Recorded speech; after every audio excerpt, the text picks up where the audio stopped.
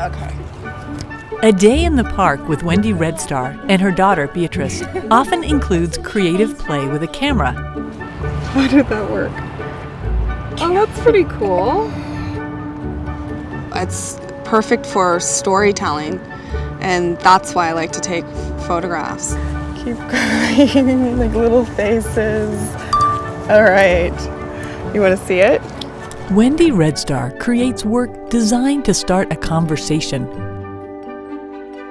Her diverse pieces are rooted in broad concepts and lots of research.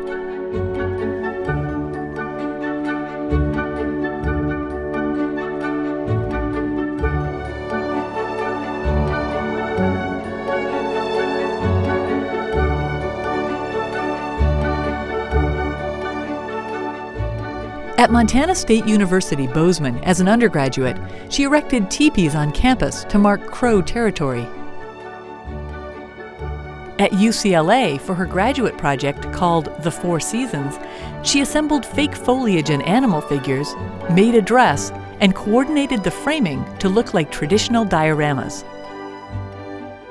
I really think of my work as being kind of open-ended, and you want to leave it so that the audience can insert themselves and kind of finish it for you.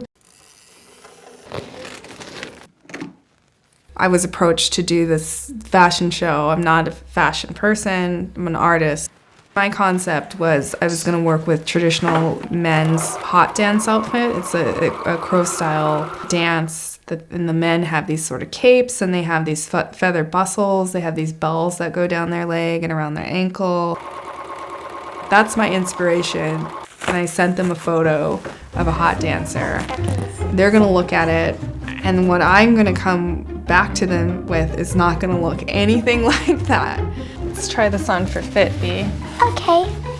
So all of that's sort of working in my head while I'm making it, and it's not literal at all. It really kind of transforms into a point that sometimes I don't even know what it's going to look like until it's finished or things kind of change. So I can say this is this photo of a hot dancer. Can you turn?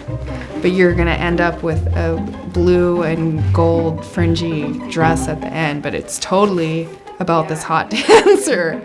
So those are the things that I think are all part of my creative process. Beatrice wants to be the model, which includes walking in the fashion show in a few months.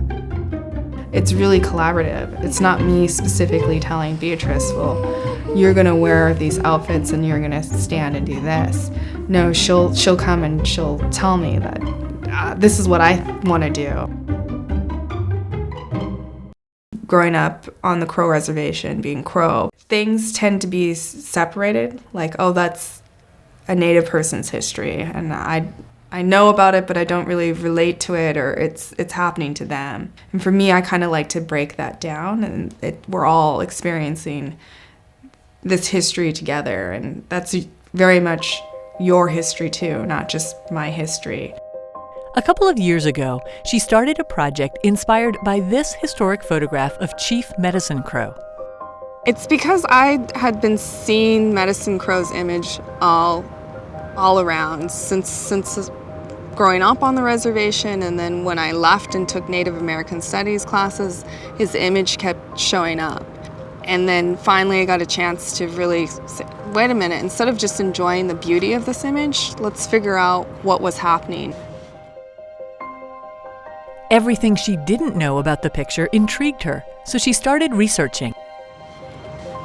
Layers of information about the powerful chief were evident in the image if a viewer knew what to look for. Wendy wanted to make it visible. The ermine on his shirt represents that he led a war party, a successful war party. And then you can kind of see on the back of his head, it's hair extensions, which Crow men used to wear from people in mourning. Not only is he a very striking person and did a lot for the Crow Nation, but all of that is packed into that photo and needs to be known. So that's why it was important for me. And then I want to be Medicine Crow. So that's my kind of self-portrait of Medicine Crow by placing my face on his, but amongst all these other artists who have made portraits.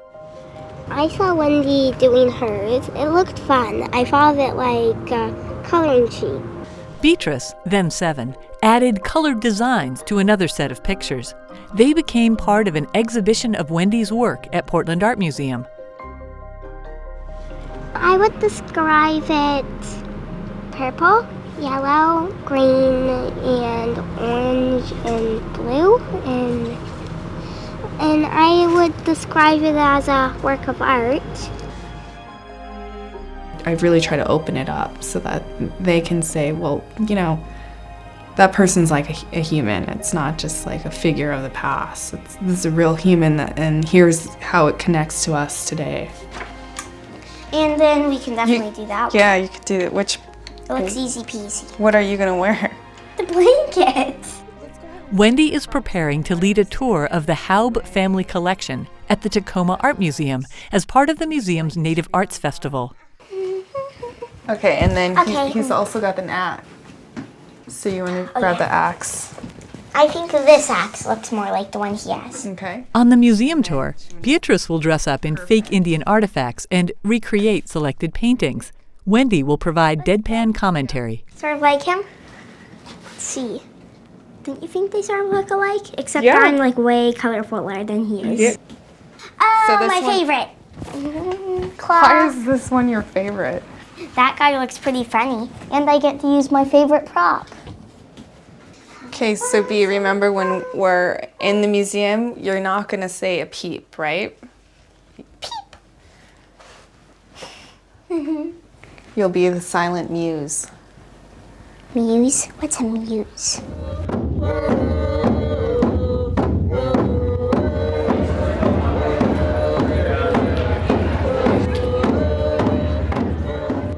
A few weeks later, in Tacoma, the crowd is larger than Wendy had expected. It's showtime. One of the rules that the Haub family wanted when they wanted to purchase artwork is that none of the images in this exhibition would show any violence. So to make sure that we really shield ourselves from violence today, we are going to wear our rose-colored glasses. So Beatrice, should we put ours on? This is one of our favorite pieces in the collection by artist E. Burbank. He actually painted over 1,200 Indian portraits and contacted 125 different tribes. This is our most prized possession that we have here. It had been sitting in a factory in China. It's rare because it has these multicolored eagle feathers. Just take a moment here, because this is really a beautiful piece. A lot of these topics have to do with racism, you know, stereotypes, things that people don't want to recognize, like sexism, the way people collect Native American artifacts, and all of those kind of things, which are all really heavy topics. But if I can add a little kind of humor to it first, people are much more apt to want to dialogue with me about it. So this piece is by Frederick Remington. He felt that Native culture was doomed, just like the buffalo. We hope by reproducing this piece that we might bring back more buffalo.